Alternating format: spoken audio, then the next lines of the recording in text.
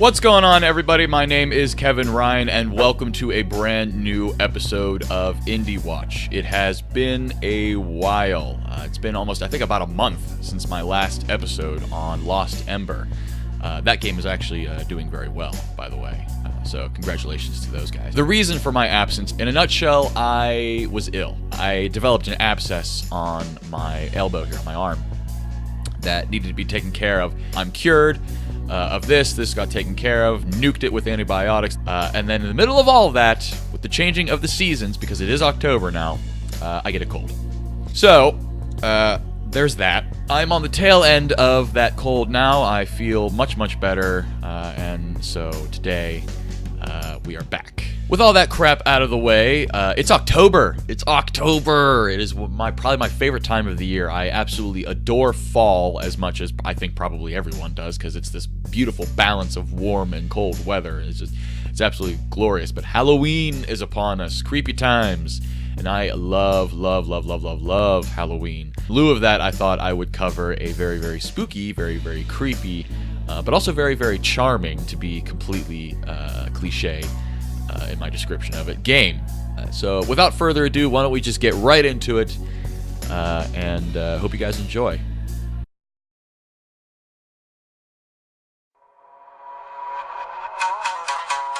"2005 and 2006 were landmark years in this industry. It saw the unveiling of the hardware that would usher in the next generation of gaming, and with it, the software that would serve as its herald. These were exciting times. We would like to play. In all the hubbub surrounding titles like Gears of War, Resistance Fall of Man, and Wii Sports, it would have been easy to either miss or forget entirely the city of Metronome, a quaint, third-person puzzle-adventure game from Swedish indie developer Tarsier Studios.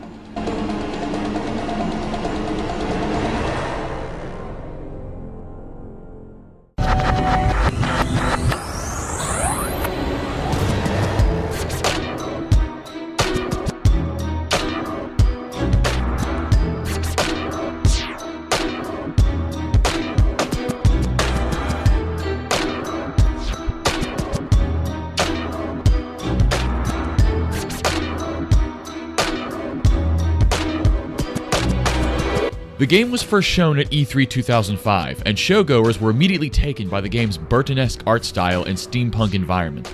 Metronome's inhabitants were oftentimes disproportionately designed, possessing an eerie look that reflected the game's overall eccentric flavor.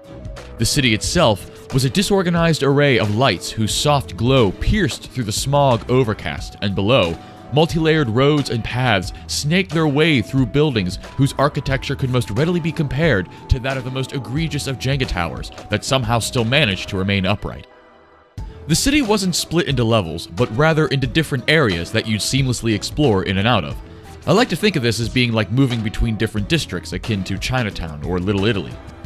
As one might have deduced from the title, City of Metronome's gameplay revolved around sound and its acquisition and use in order to progress. The player wore a mechanical device which was strapped to his back, and from it extended a receiver. When cranked, the device would record a sound which could then be later loaded and replayed for NPCs or enemies. Two basic sounds were talked about: destructive and melodious. Destructive sounds were used to defeat enemies or scare away guards. Melodious sounds were used to perhaps lull characters to sleep or entice NPCs to give you a hand with a puzzle. Once a sound was recorded, the player had the ability to then tune it to produce a different variant.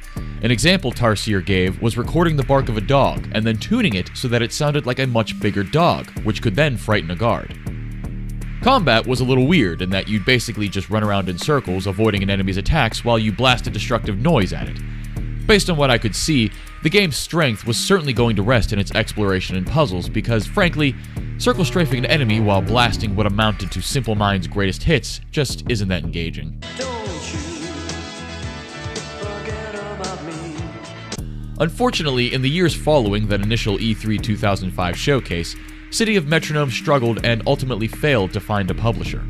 The grim reality is that in those years, it was incredibly difficult for an indie developer to get attention. Steam had only just launched in 2003 and hadn't yet become the platform it is now, what with Greenlight and Early Access providing a way for developers to garner spotlight. putting aside the dumping ground for shovelware it's become today. Platforms like Kickstarter, Rocket Hub, or Itch.io weren't around. Sony and Microsoft hadn't yet put forth strategies to embrace independent development. Even modern social media hadn't grown legs yet. I imagine a third-person game based entirely on sound in a uniquely distinctive world was seen as too niche, and thus a bigger risk than publishers were willing to take, especially on a studio as young as Tarsier was at the time.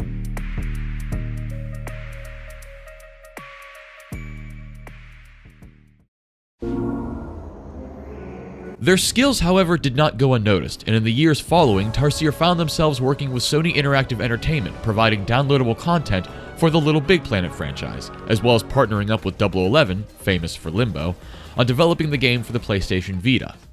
Twice more did they develop games in partnership with other studios, such as for 2009's Ragdoll Kung Fu, and most recently in 2015, Tearaway Unfolded. You've got their eye. It'd been nearly a decade since their founding in 2004, and Tarsier still didn't have a property they could completely call their own. Not wanting to abandon the core thematic elements of City of Metronome, but acknowledging the development coma it was in, the team set out to begin work on a brand new title that would serve as Metronome's spiritual successor. In 2014, they released a teaser for what was then called Hunger.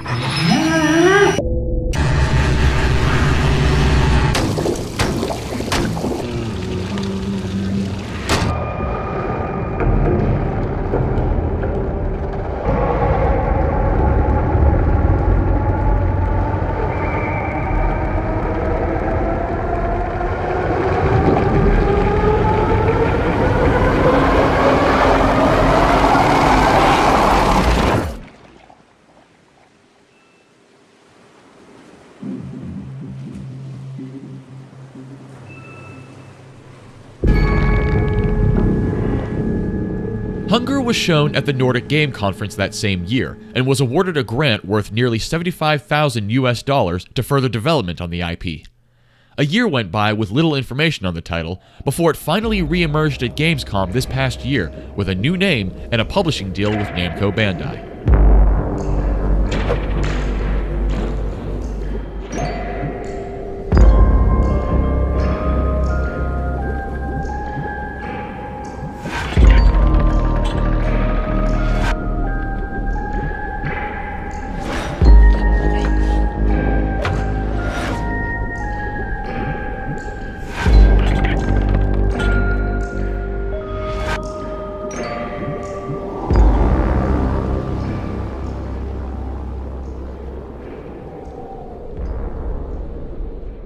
Little Nightmares puts you in the role of Six, a 9-year-old girl who finds herself inside the Maw.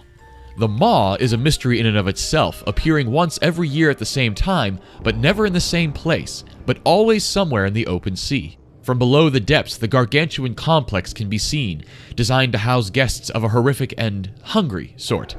But on the surface, one sees nothing more than an unassuming rock crest, no doubt meant to betray passers-by of the horrors that go on beneath their feet. However, not even monsters can escape the necessity of proper ventilation, and so a single smokestack spews forth black soot, the contents of which are probably best left unknown.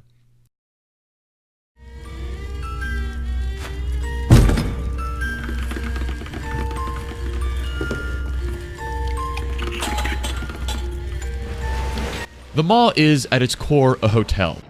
A place where all manner of monsters and abnormals can go and get a meal that, for once, doesn't try to run away from them, and is prepared by credited professionals.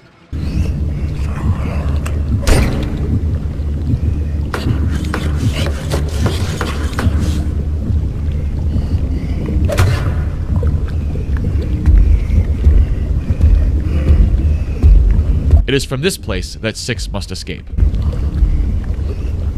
Immediately striking is the game's aesthetic.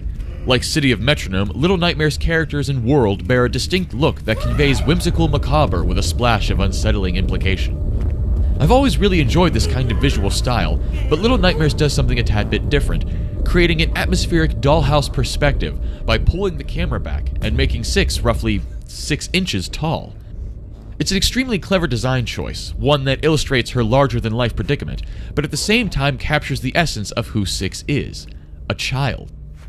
You are small and the world is big and scary, and Six's size in relation to her environment is an exaggeration of how children perceive the world around them. A playground, limitless in its capacity to provide adventure and discovery. But fear and danger are also present, and you'll have to make sure that when you wander into the kitchen, your meddling antics don't get you into trouble.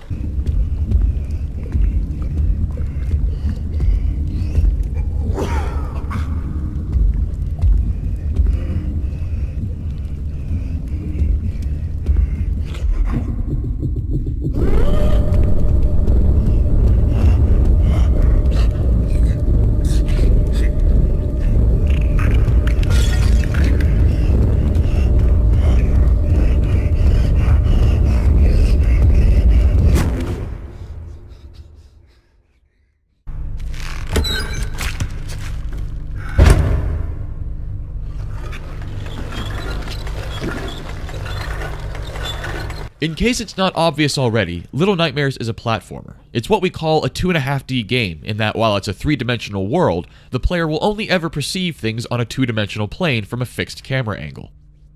At this time, this is where virtually my only concern lies, as historically, indie developers have had a tricky time making this style of game work. Recent examples of this struggle are Trine 3, The Artifacts of Power, and Wolf, The Red Hood Diaries, both of which endured criticisms for either a poor camera that obfuscated jumps, or janky collision detection creating slippery ledges that ought be mountable. However, where Wolf was one studio's unfortunate misfire, and Trine 3 was a slight mechanical departure from its predecessors, Tarsier Studios develops Little Nightmares, possessing nearly a decade of experience, working on one of the biggest 2.5D game franchises in recent memory, Little Big Planet. And so my concern is alleviated.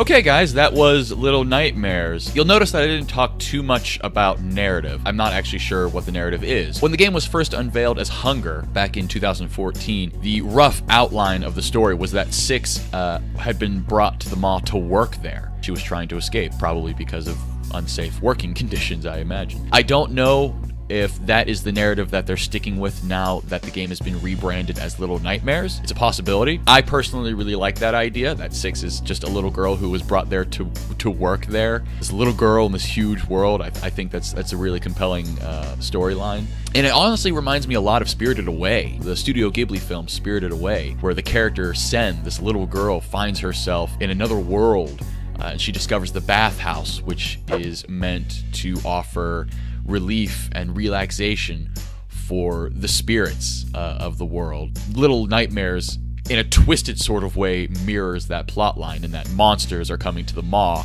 to get a decent meal. Tarsier Studios did an interview with VG247, there'll be a link to that in the description below here, where they said that the game isn't going to be about expository cutscenes. You know, they're not going to have much of that. They're not going to have characters and NPCs directly telling you that X, Y, and Z are what's going on. You know, they're not going to have that. Instead, they said they just want to create a world that exists, a story that exists. I really like that idea, and I think that sentiment really shines through in the gameplay that we have seen so far, where Sen is just running and jumping around someone's bedroom that has clearly been lived in. You know, there's suitcases on the floor, so maybe somebody just got there or whatever. Maybe they went to the bathroom or something, and Sen is like, okay, now's my chance. And even when she wanders into the kitchen with the twin cooks, you know, there are these monstrous beings that are just completely grotesque, melted faces, but they're just making making dinner. You know, that is what they're about in that moment. They just want to make dinner for the guests. That's what they're there for. That's who they are. No, they're not like trying to kill anybody, or they're not trying to scare anybody. They're just living in this world. And so I really, really like the idea of the player sort of discovering the narrative for themselves as they wander about the place. But I've been going for too long now. That is me done for the day. If you enjoyed this video, I encourage you to please like and subscribe to the channel for more information on Little Nightmares as it becomes available, as well as any other new indie title that I feel is worth a look. You can find links in the description to everything that I've talked about: videos, trailers, interviews, everything that from which I got my information you can glean for yourself. My name is Kevin Ryan. Thank you very much for watching, and I will see you guys on the next episode of Indie Watch. Bye.